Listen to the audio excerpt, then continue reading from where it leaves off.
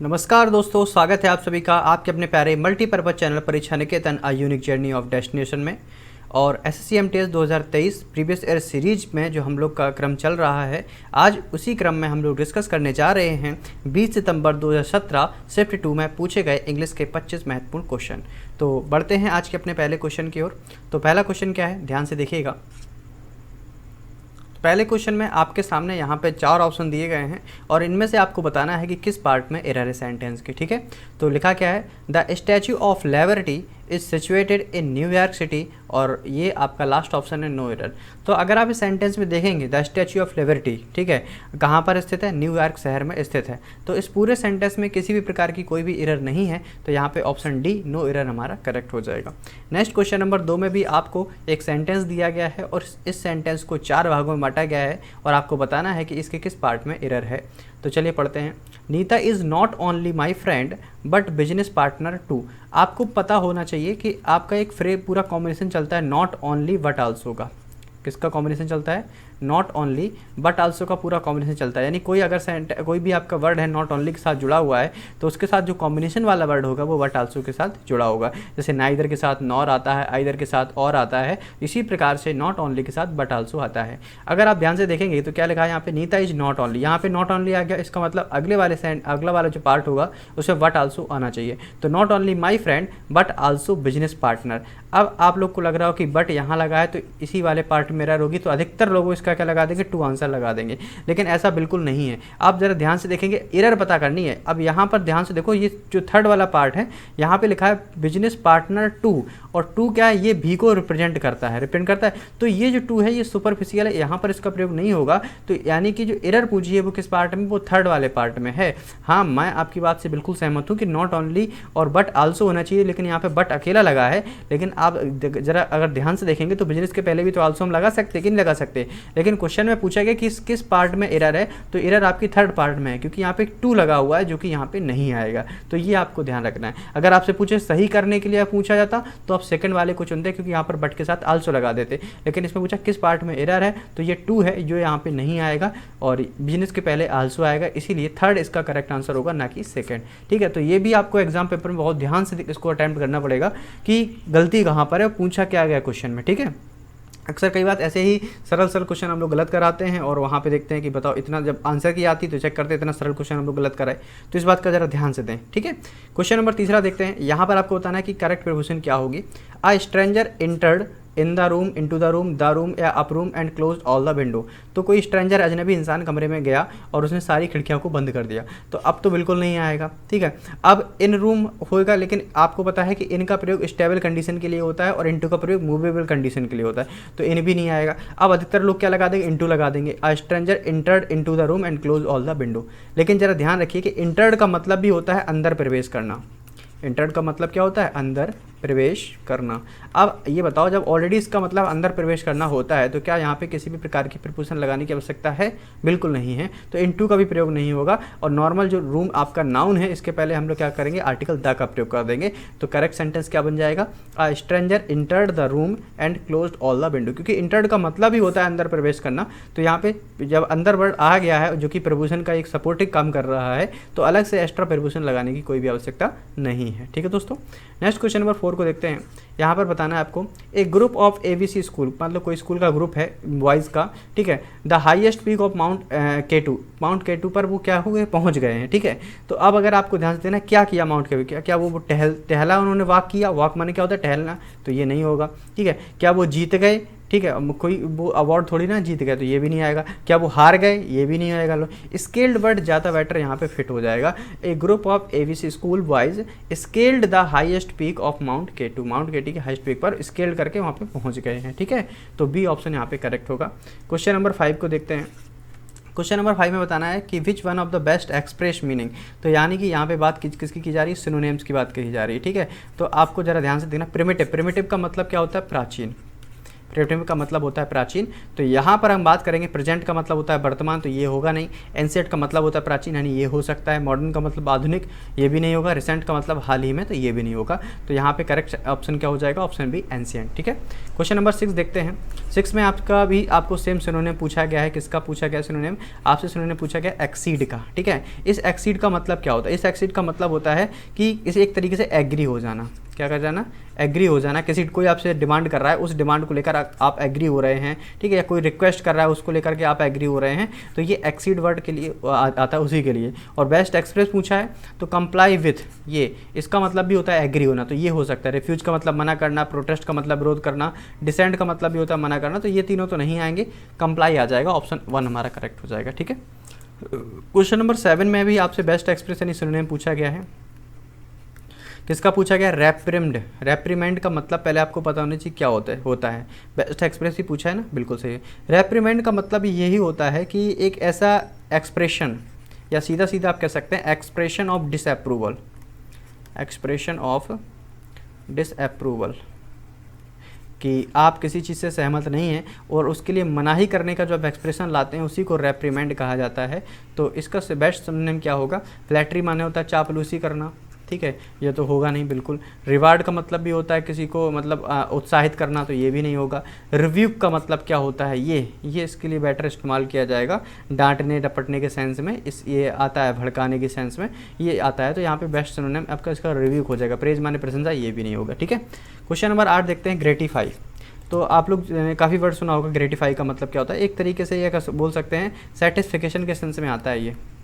ठीक है, आप अगर किसी चीज़ से लेकर संतुष्ट हैं, उस सेंस में ग्रेटिफाई का इस्तेमाल किया जा सकता है, या टू प्लीज्ड इस सेंस में भी इसका प्रयोग किया जाता है।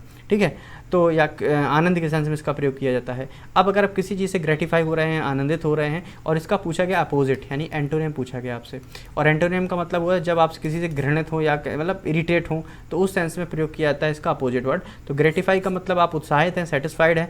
एनॉय का मतलब होता है कि आप किसी से घृणित हैं, या बोल सकते हैं कि इरिटेट कर रहा है कोई व्यक्ति आपको। ठीक है, तो एनॉय वर्ड इसका बेस्ट एंटोनियम हो जाएगा। तो ऑप्शन 1 हमारा करेक्ट है। क्वेश्चन नंबर 9 को देखते हैं। मैलिशियस। मैलिशियस का मतलब क्या होता है? जो आपका दोस्त नहीं है, या बोल सकते हैं अनफ्रेंडली। मैलिशियस का सबसे बढ़िया अगर हम बात करेंगे सिनोनिम की, वो क्या होता है? अनफ्रेंडली होता है। और इसका पूछा गया एंटोनिम, तो डेफिनेटली क्या हो जाएगा? फ्रेंडली हो जाएगा। ऑप्शन 1 हमारा करेक्ट है। नेक्स्ट क्वेश्चन नंबर 10 देखते हैं। हॉली, सभी लोग जानते हैं हॉली रिवर। ठीक है, हॉली प्लेसेस, पवित्र। हॉली का मतलब क्या होता है? पवित्र। सेक्रेट का मतलब पवित्र होता है, ये सिनोनिम है। ठीक है, गॉडली ये भी हो जाए, लेकिन सिनफुल, सिनफुल का मतलब होता है पापपूर्ण। ठीक है, तो पवित्र का स्थान मतलब पापपूर्ण, अशुद्ध स्थान, तो यानी कि ऑप्शन सी हमारा करेक्ट है। क्वेश्चन नंबर 11 देखते हैं। ये आपके सामने एक इडियम एंड फ्रेज दिया गया, इसका आपको मतलब बताना है। Raining cats and dogs. ठीक है, यानी किसकी बरसात हो रही है? कुत्ते और बिल्लियों की बरसात हो रही है। तो एक्चुअली का मतलब इसका ये है रेनिंग हैवली। तो जब भारी बारिश होती है, तेज़ बारिश होती है, तो वहाँ पे एक बेस्ट फ्रेज इस्तेमाल किया जाता है, रेनिंग कैट्स एंड डॉग्स। तो ऑप्शन सी हमारा करेक्ट है।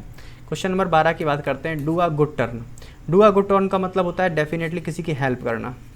किसी की अगर आप हेल्प कर रहे हैं, हेल्पिंग नेचर होता है। To help someone it is a called of do a good turn. It is the best idiom and phrases and the meaning is to help someone, किसी की मदद करना। ठीक है, क्वेश्चन नंबर 13 में आपको करेक्ट करना है अंडरलाइन वाले पार्ट को। It being a sunny day we have decided not to go to the zoo but to go to a mall. ठीक है, तो मतलब चूँकि सनी मतलब ये आपके सीजन को डिपेंड करता है कि मौसम आज कैसा था, बढ़िया धूप थी, तो इसलिए हमने क्या किया? डिसाइड नहीं किया। We have decided not to go to the zoo but to go to a mall.